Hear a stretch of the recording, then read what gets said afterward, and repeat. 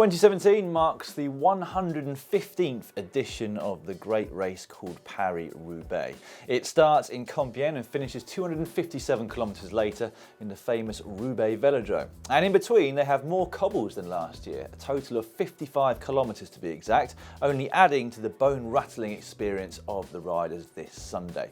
And coming up are our top riders to watch, and there could only be one person at the top of the list. Tom Boonen is the modern-day Monsieur Paris-Roubaix. He's ridden the race 14 times up until 2017. He's been in the top 10 on 11 occasions and he's won it 4 times. Now, Tom Boonen is past his best, but even not at his best, he is more than capable of winning Paris-Roubaix. And his retirement, along with that of Fabian Cancellara last year, marks the end of an era. Those two were a dominant duo over the pavé. He's not going to start as the bookies' favourite, but there's no doubt he's going to have more support than anybody on the day. And I think we'd all quite like to see one last victorious hurrah for Tommeke.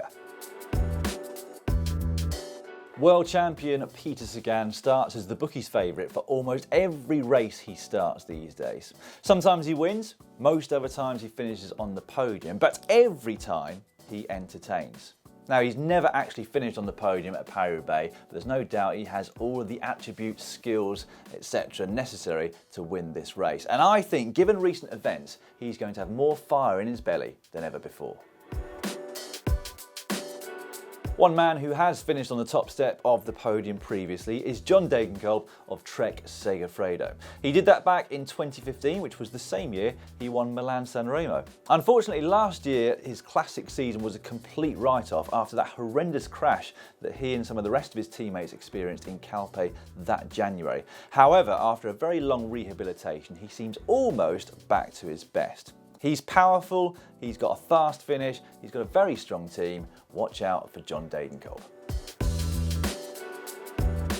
We've lumped Ian Stannard and Luke Rowe together. They've both slowly but surely developed themselves in the biggest cobbled classics over the last few years. And in 2017, they are going to start as Team Sky's outright leaders at Paris-Roubaix. Now, Team Sky has in the past struggled somewhat at the biggest one-day classics, but in winning Liège last year with Wout Poels and Milan-San Remo this year with Michał Kwiatkowski, they have got a newfound confidence, which we think could help these two to thrive. A surprise but very popular winner this time last year, Matt Hayman must surely be reaching the end of his career. However, if he could put it off last year at his 15th time of trying, then there's no reason he can't do exactly the same thing again. His teammate at Orica Scott, Luke Durbridge, is continuing to emerge as a force to be reckoned with at the cobbled races, and together they could once again cause an upset.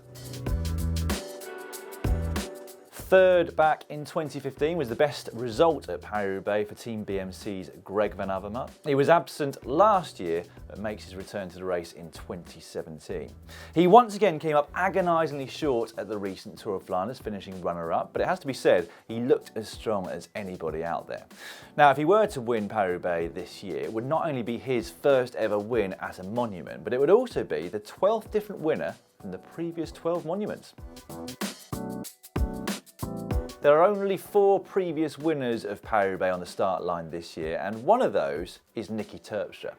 Now, there's little doubt that his Team Quickstep floor is going to be thinking mainly of Tom Boonen in 2017, but I think they'll probably try to use their strength in depth if it comes to it. Terpstra is simply not going to have the same target on his back as Boonen, or indeed his other teammate Philippe Gilbert, and that could allow him to sneak away just as he did back in 2014. Alexander Kristoff of Team Katusha has, by his own admission, not quite been good enough at the very biggest races so far in 2017. That said, he has been 5th at the Tour of Flanders and 4th at Milan-San Remo, and those results are not shabby by any stretch of the imagination. And you'd think that Paris-Roubaix of the 3 would be the best suited to the big Norwegian, but it's the only one of the 3 that he has yet to win. He will go in with support from Tony Martin, who you may well remember won the Roubaix stage of the Tour de France a couple of years ago. So those are our top 10 riders to watch out for this coming Sunday. Sunday, but it is a very, very hard race to call. You should also keep your eye on the likes of Arno de Mars, Denik Stebar, Oliver Nason, and also Sepp van Mark, if he has recovered from that very hard crash that he had at last weekend's Tour of Flanders. Now make sure you subscribe to GCN if you haven't already done so by clicking on the globe, and after that, why not check out one of the following two videos. The one down here is our big GCN Paris-Roubaix preview show, and the one down here shows you how to be like a Belgian pro. Why not ride along like Tommeke?